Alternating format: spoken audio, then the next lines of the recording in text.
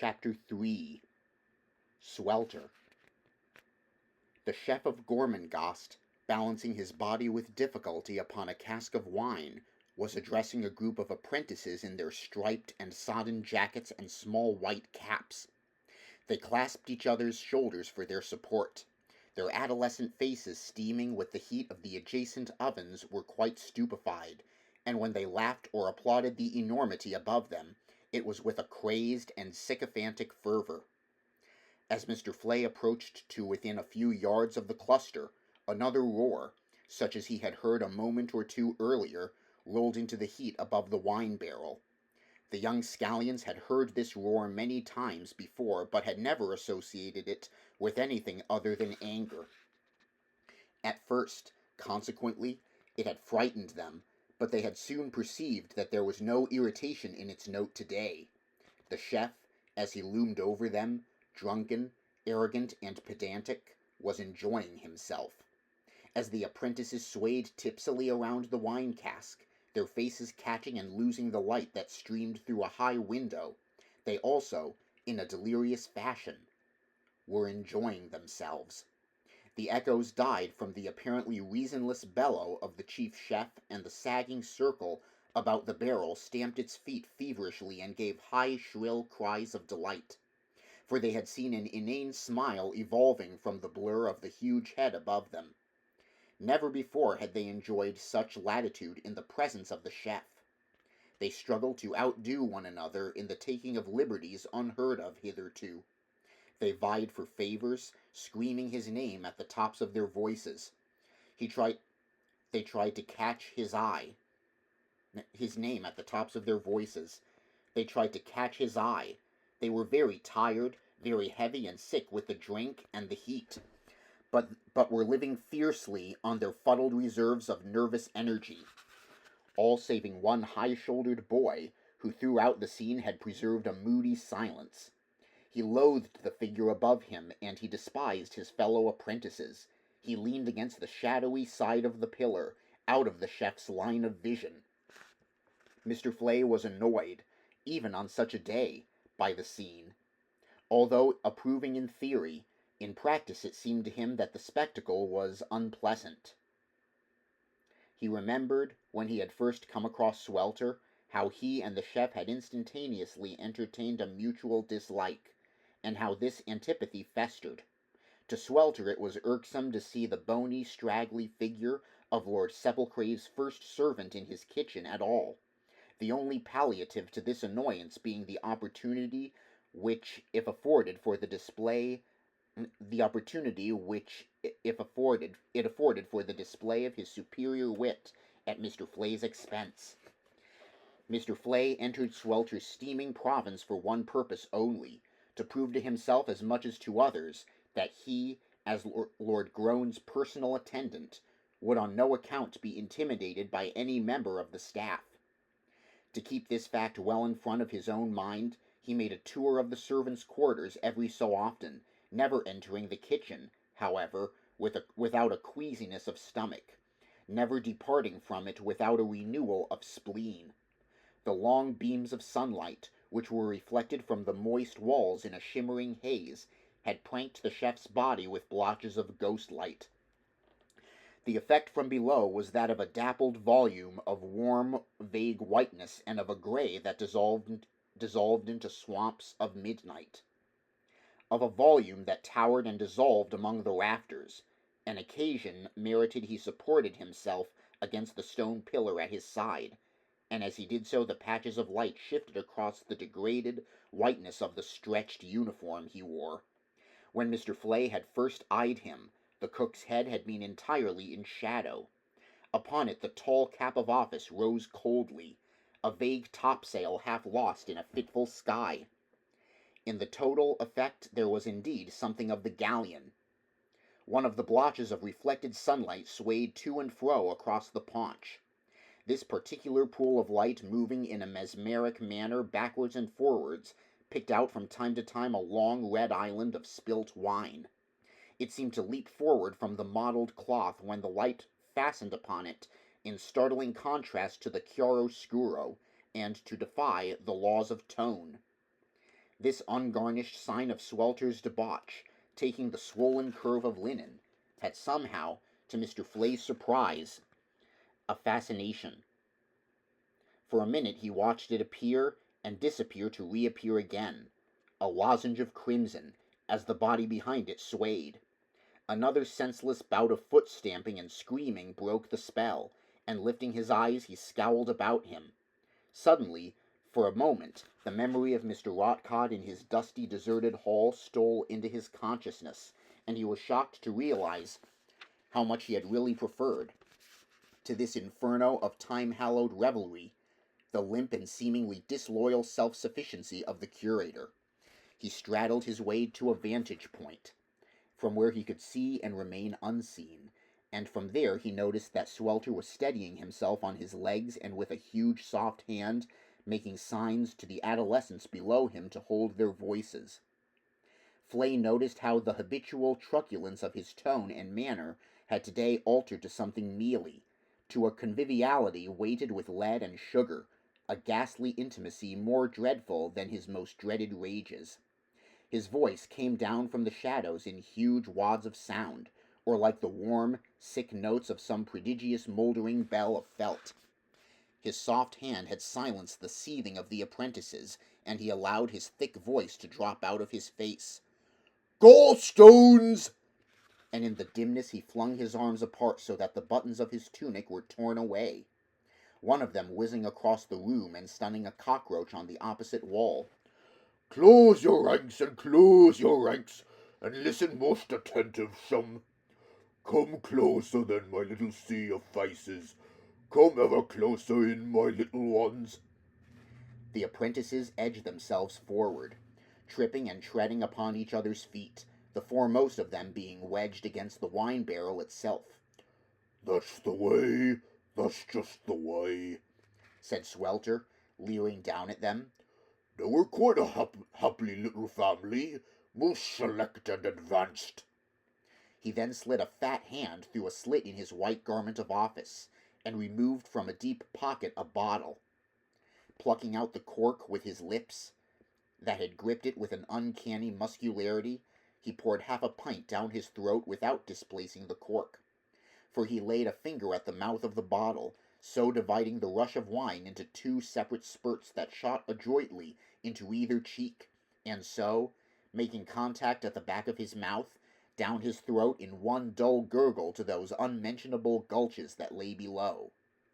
The apprentices screamed and stamped and tore at each other in an access of delight and of admiration. The chef removed the cork and twisted it around between his thumb and forefinger, and satisfying himself that it had remained perfectly dry during the operation, recorked the bottle and returned it through the slit into his pocket. Again he put up his hand, and silence was restored, save for the heavy, excited breathing.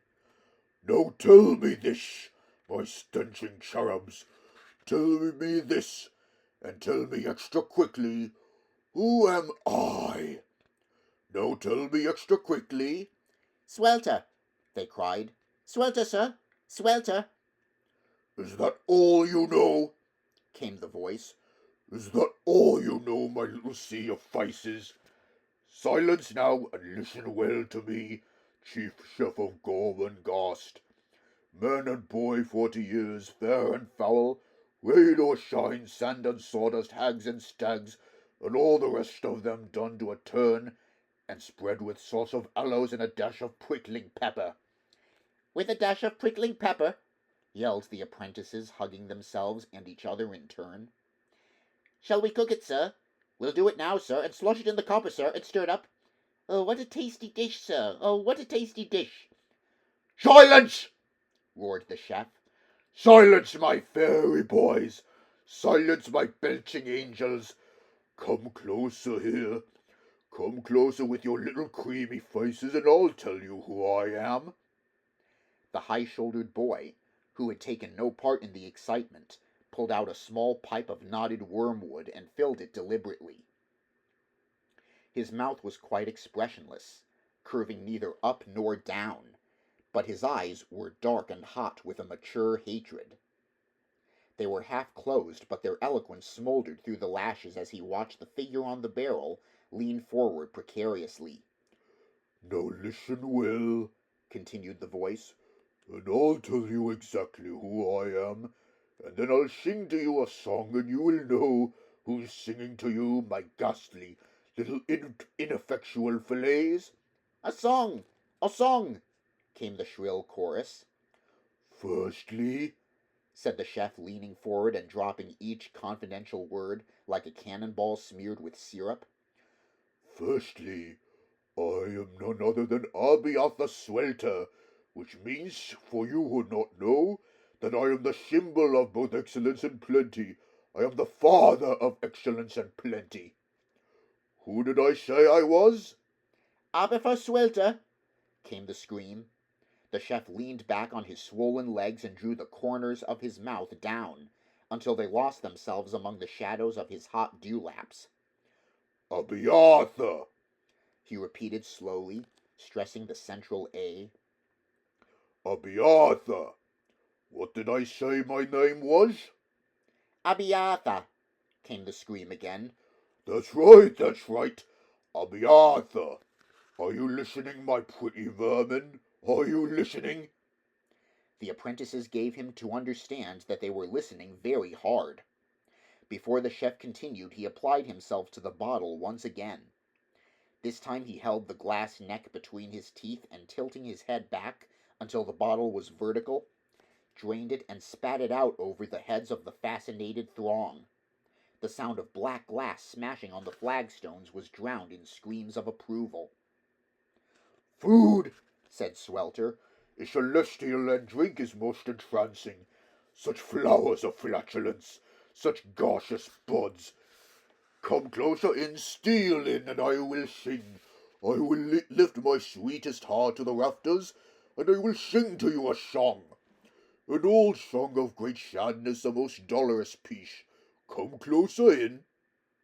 It was impossible for the apprentices to force themselves any closer to the chef, but they struggled and shouted for the song, and turned their glistening faces upwards. "Oh, what a pleasant lot of little joints you are," said Swelter, peering at them and wiping his hands up and down his fat hips. "What a very drippy lot of little joints, oh yes you are, but so underdone. Listen, cocks, I'll twist your grammar so sweetly in their graves. We'll make them turn, my dears, we'll make them turn, and what a turn for them, my own, for the worms that nibble. Where's Steerpike?" Steerpike! Steerpike! Yelled the youths, the ones in front twisting their heads and standing upon their toes, the ones in the rear craning forward and peering about them. Steerpike! Steerpike! He's somewhere here, sir. Oh, there he is, sir. There he is, sir. Behind the pillar, sir. "Silence!" bellowed the chef, turning his gourd of a head in the direction of the pointed hands, and the high-shouldered boy was pushed forward. Here he is, sir. Here he is, sir. The boy's Steerpike looked impossibly small as he stood beneath the monstrous monument. "I shall sing to you, Steerpike, to you," whispered the cook, reeling and supporting himself with one hand against the stone pillar that was glistening with condensed heat, little trickles of moisture moving down its fluted sides. "To you, the newcomer, the blue mummer and the slug of summer, to you, the hideous and insidious and appallingly cretinous goat in a house of stenches." The apprentices rocked with joy. "To you, only to you, my core of curdled cat bile. To you alone, so hearken, diligentiums. Are you sharkening? Are you listening? For this is how it goes. My song of 100 years ago, my plaintively most melancholic song." Swelter seemed to forget he was about to sing, and after wiping the sweat from his hands on the head of a youth below him, peered for Steerpike again. "And what say you, my ray of addled sunshine? Why do you a Sloane? Staking it for granted, my dear little Steerpike, taking it for more than most granted that you, a creature of less consequence than stoat's blood, are so far removed from anything approaching nature, yet tell me, more rather Don't tell me why your ears, which must originally have been designed for flypapers, are for some reason better known to yourself, kept immodestly unfurled. What do you propose to do next in this matter? You move here and there on your little measly legs.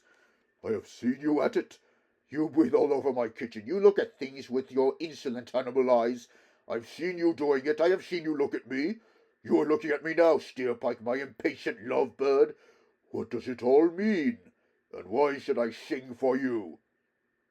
Swelter leaned back and seemed to be considering his own question a moment, as he wiped his forehead with the sleeve of his forearm. But he waited for no reply and flung his pendulant arms out sideways, and somewhere on the orbit of an immense arc something or other gave way. Steerpike was not drunk. As he stood below Mr. Swelter, he had nothing but contempt for the man who had but yesterday struck him across the head. He could do nothing, however, except stay where he was, prodded and nudged from behind by the excited minions, and wait. The voice recurred from above.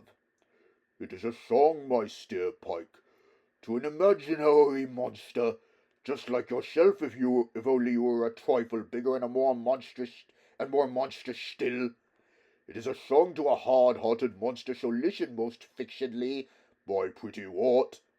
Closer, closer, can't you come a little closer to a George's masterpiece? The wine was beginning to redouble its subversive activity in the chef's brain. He was now supporting himself almost the whole of the while against the sweating pillar and was sagging hideously. Steerpike stared up at him from under his high bony brow. The cook's eyes were protruding like bloodshot bubbles. One arm hung, a dead weight, down the fluted surface of the support. The enormous area of the face had fallen loose. It glistened like a jelly. A hole appeared in the face. Out of it came a voice that had suddenly become weaker. I am Swelter, it repeated. The great chef Arthur Swelter, cook to his lordships, boardships, and all sorts of ships that sail on the slippery seas. Arthur Swelter, man and boy and girls and ribbons, lots of kittens, 40-year-old of shunny, 40-year of cold and shunny. Where's the money thick and hairy? I'm a fairy. I'm a songster. Listen well, listen well. Mr. Swelter lowered his head downwards over his wine-rattled breast, without moving his shoulders, and made an effort to see whether his audience was sufficiently keyed up for his opening chords. But he could make out nothing below him saving the little sea of faces which he had alluded to. But the little sea had now become practically obliterated from him by a swimming mist. Are you listening? Yes, yes, the song, the song. Swelter lowered his head yet again into the hot spindrift and then held up his right hand weakly.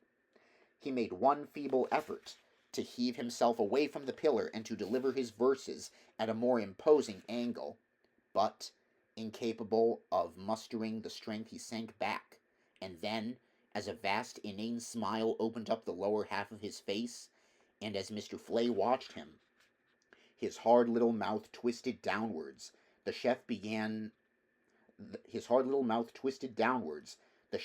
gradually to curl in upon himself, as though folding himself up for death. The kitchen had become as silent as a hot tomb.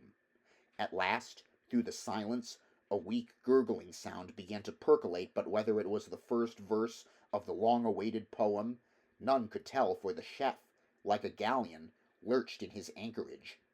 The great ship's canvas sagged and crumpled, and then suddenly an enormousness foundered and sank. There was a sound of something spreading as an area of 7 flagstones became hidden from view beneath a cataleptic mass of wine-drenched blubber.